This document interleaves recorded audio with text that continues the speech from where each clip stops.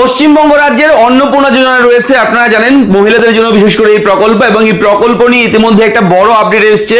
যারা বিধবা মহিলা আছেন তারাও এবার অন্নপূর্ণা যোজনার সুবিধা পেতে পারে। হ্যাঁ, তারাও কিন্তু আবেদন করতে পারবে অন্নপূর্ণা যোজনার জন্য, যারা বিধবা মহিলা। এবং এই বিধবা ভাতা যেটাকে বলা হচ্ছে সেটা হচ্ছে, অবশ্যই বলে রাখি, আপনাদের বয়স থাকতে হবে অন্নপূর্ণার জন্য 25 থেকে 60 বছরের মধ্যে।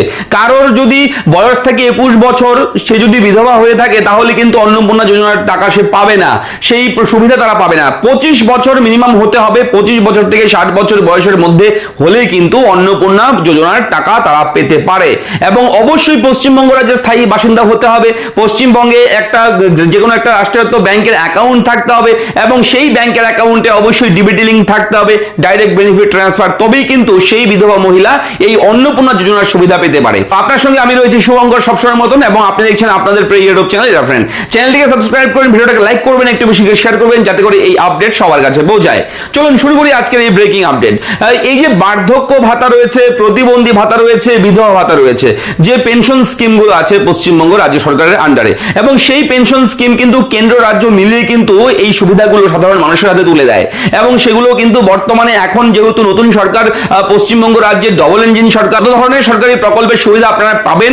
সেই সুবিধাগুলো কিন্তু ডিবিটির মাধ্যমে আপনার ব্যাংকে ঢুকবে, ডাইরেক্ট বেনিফিট ট্রান্সফারের মাধ্যমে। ঠিক আছে, সরাসরি আধার বেসড পেমেন্ট সিস্টেম, যেটা আধারের মাধ্যমে পেমেন্ট দেওয়া হবে, অর্থাৎ আধার কার্ডের সঙ্গে যে ব্যাংকের লিঙ্ক থাকবে সেই ব্যাংক অ্যাকাউন্টে কিন্তু টাকাটা ঢুকে যাবে। তো এটা হচ্ছে মূল বিষয়টা, কিন্তু আপনারা কনফার্ম করে নেবেন যে আপনার ব্যাংকে আধার লিঙ্ক আছে কিনা, ডিবিটি লিঙ্ক আছে কিনা। যদি না থাকে করে নেবেন, না হলে কিন্তু সরকারি কোনো সুবিধার টাকা আপনি ব্যাংকে পাবেন না, সেই টাকা পেতে কিন্তু অনেক সমস্যা হবে। তাই ডিবিটি লিঙ্ক অবশ্যই করে নেবেন। কি করে করবেন ডিবিটি লিঙ্ক আমি করে দেবো ভিডিও, যদি লাগে কমেন্ট করে আমাকে বলবেন, আমি বলে দেবো। তবে যারা বিধবা মহিলা, দেখুন প্রচুর এরকম মানুষ আছেন, মহিলারা আছেন যারা কম বয়সে বিধবা হয়। দেখুন এবার বিষয়টা হচ্ছে, গোটা পশ্চিমবঙ্গ রাজ্য জুড়ে প্রচুর এরকম মহিলা রয়েছে যাদের বয়স একদম কম, যাদের 21 বছর, 22 বছর, 23 বছর, 24 বছর, দেখলে খুঁজলে পাওয়া যায় এরকম বয়সী অনেক মহিলাই আছে, দুর্ভাগ্যবশত তারা বিধবা হয়েছে। এবার ঘটনা হচ্ছে তাদের কিন্তু এই অন্নপূর্ণা যোজনা নয়। অন্নপূর্ণা যোজনা পেতে হলে মিনিমাম 25 বছর বয়স লাগবে। যেমন ধরুন লক্ষ্মীর ভান্ডার প্রকল্প আগে যেরকম ছিল নিয়ম, সেই নিয়মই রয়েছে বয়সের ব্যাপারটা। 25 বছর বয়স হলে অন্নপূর্ণা ভান্ডারে আপনারা কিন্তু আবেদন করতে পারবেন। 25-এর ঊর্ধ্বে থাকতে হবে, 25, 26, 27, 28, 29, 30 এভাবে বাড়তে থাকবে। বয়স যত থাকবে অসুবিধা নেই, তবে ম্যাক্সিমাম কিন্তু 60 বছর। কেননা 60 বছর বয়স পেরিয়ে গেলেই কিন্তু সেই মহিলা কিংবা সেই পুরুষ কিন্তু বার্ধক্য ভাতার আন্ডারে চলে যায়, বৃদ্ধ ভাতার আন্ডারে চলে যায়। এবার এটা নিয়ে অনেকেই গুলিয়ে ফেলেন যে বৃদ্ধ ভাতা, বিধবা ভাতা, প্রতিবন্ধী ভাতা, এগুলো নিয়ে অনেকেই গুলিয়ে ফেলেন অনেক কিছু।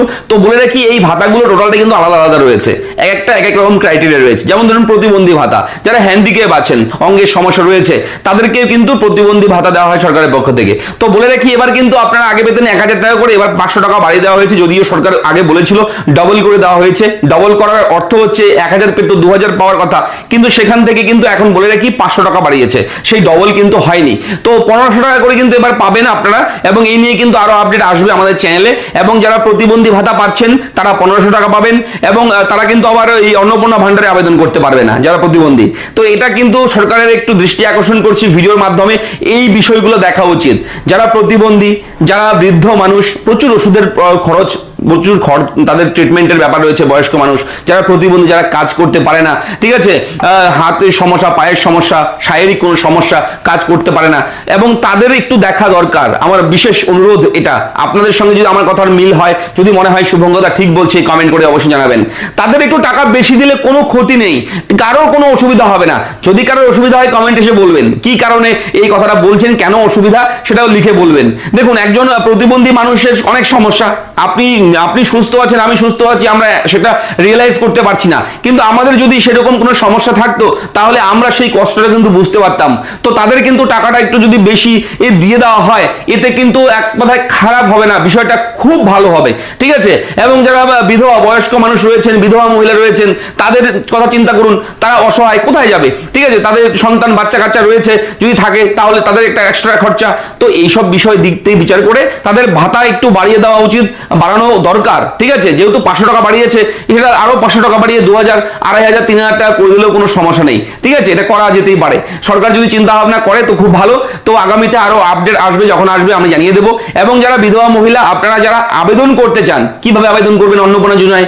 অন্নপূর্ণা যোজনায় যেভাবে আবেদন করতে হয়, সাইবার ক্যাফে থেকে, সহজ তথ্য মিত্র কেন্দ্র, বিএসকে সেন্টার, আপনি সিএসসি সেন্টার, যে কোনো জায়গায় গিয়ে আবেদন করতে পারবেন অন্নপূর্ণা ভান্ডারের জন্য, কোনো সমস্যা নেই। তবে এই বিধবা মহিলা যারা আছেন তারা কিন্তু বিধবা ভাতার জন্য আবেদন করতে পারেন চাইলে, ঠিক আছে। নতুন করে আপনি বিডিও অফিসে যাবেন, আপনার ডেথ সার্টিফিকেট লাগবে, স্বামীর ডেথ সার্টিফিকেট নিয়ে গিয়ে আপনি আবেদন করবেন। এবং অন্নপূর্ণা ভান্ডারে আবেদন করতে হলেও কিন্তু সেই ডেথ সার্টিফিকেটটা লাগবে, ঠিক আছে। সেই ডেথ সার্টিফিকেট নিয়ে আপনি আবেদন করবেন, কোনো সমস্যা নেই। তাহলে আপনি বিধবা ভাতার 1500 পাচ্ছেন, এদিকে অন্নপূর্ণা ভান্ডারের, অন্নপূর্ণা যোজনার কিন্তু 3000 টাকা পাচ্ছেন। এই হচ্ছে 4500 টাকা। তো এই 4500 টাকা কিন্তু বিধবা মহিলারা পেতে পারে আপনার যদি আবেদন করেন। যদি আবেদন করতে সমস্যা হয়, সরাসরি চলে যাবেন বিডিও অফিসে, সেখানে আধিকারিকরা আছে, সেখানে স্টাফ আছে, তারা কিন্তু যথেষ্ট হেল্প করবে। গিয়ে বলবেন আমি আবেদন করতে পারি না, অ্যাপ্লাই করতে পারি না, কাগজপত্র নিয়ে যাবেন, ভোটার কার্ড, আধার কার্ড, ঠিক আছে, যা যা রয়েছে ডকুমেন্ট, আপনার রেসিডেন্সিয়াল সার্টিফিকেট থেকে শুরু করে আপনার স্বামীর ডেথ সার্টিফিকেট, এগুলো নিয়ে যাবেন। তারা কিন্তু অ্যাপ্লাইয়ের সমস্ত স্টেপ তারা কিন্তু বলে দেবে, করে দেবে, হেল্প করবে, ঠিক আছে। সেখান থেকে আপনি সাহায্য পাবেন। তো এই আবেদনটা করে নেবেন। এবং বলে রাখি, অনেকে আবার এইটা কমেন্ট করতে পারেন, দাদা একজন বিধবা মহিলা, কম বয়সে বিধবা হয়েছে, ধরুন আপনার 26 বছর বয়স কোনো মহিলার, সে আরেকটা বিয়ে করে ফেলেছে, তাহলে কি সেই অন্নপূর্ণা পাবে, আবার বিধবা ভাতা পাবে? না, তাহলে কিন্তু তার একটা গার্জিয়ান তো আছে, নতুন বিয়ে করেছে, আর একটা বিয়ে করেছে, তার স্বামী আছে, সেই স্বামী যেহেতু সে বিধবা বলা চলে না, ঠিক আছে, অবশ্যই তার নতুন সংসার হয়েছে, নতুন জীবন সঙ্গী হয়েছে, তো সেহেতু তার একজন গার্জিয়ান তো হলো। তো সেই ক্ষেত্রে কিন্তু সে অন্নপূর্ণা ভান্ডার আর বিধবা ভাতা দুটো কিন্তু পেতে পারে না, সে অন্নপূর্ণা ভান্ডার পেতে পারে, তাই বলে বিধবা ভাতা কিন্তু সে আর পাবে না, এটা বলে রাখি। তো এই হচ্ছে বিষয় আজকের আলোচনার। আপনাদের কেমন লাগলো আজকের এই ভিডিও কমেন্ট করে বলবেন, চ্যানেলটাকে সাবস্ক্রাইব করবেন, কোথাও কোনো রকম ডাউট থাকলে কমেন্ট করে অবশ্যই আমাকে জানাবেন। চলুন দেখা হচ্ছে নেক্সট ভিডিওতে, ভালো থাকবেন, ধন্যবাদ।